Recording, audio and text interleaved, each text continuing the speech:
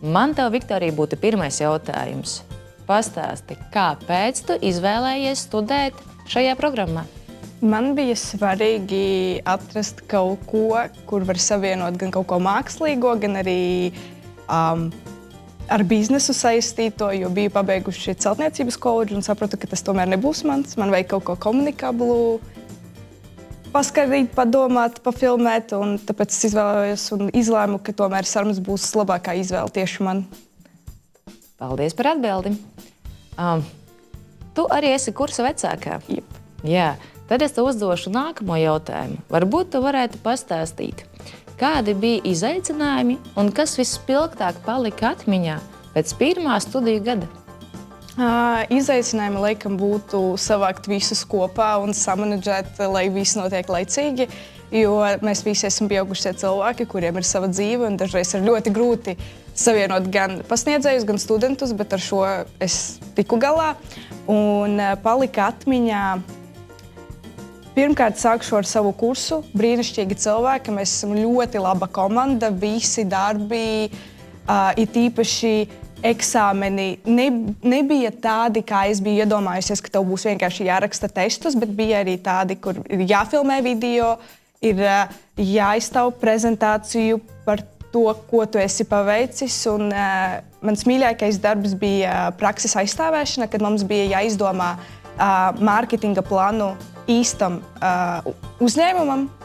Un tas uzņēmuma priekšnieks gāja un klausījās un arī fotografēja un pierakstīja mūsu idejas, ko mēs piedāvājam. Un tas bija tāds kā ieskats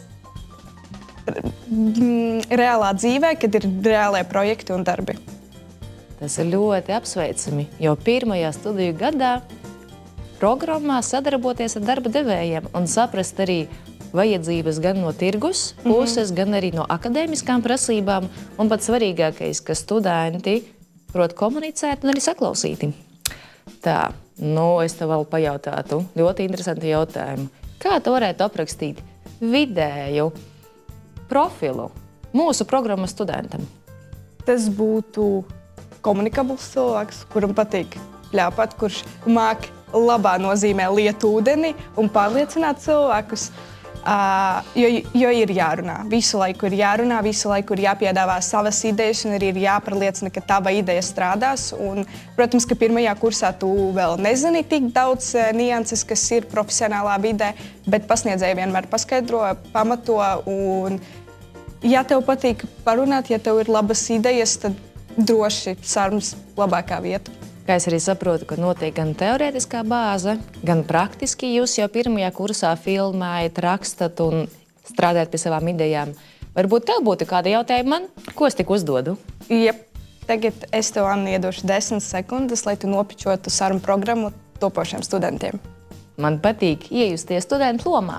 Tātad, ja tu esi komunikabls vai komunikabla, tu jūti, ka tu esi izteikts līderis vai vēlies kļūt par tādu, tev patīk uzņēmējdarbība, un tu sevi raksturoti kā uzņēmējspējīgu. Nāc studēt bakalaura programmā sabiedrisko attiecību un reklāmas menedžments. Tu apgūsi gan komunikācijas prasmi, tu apgūsi, kā filmēt, kā veidot, kā rakstīt, kā komunicēt un kā būt sadzirdētam. Mēs tevi gaidām!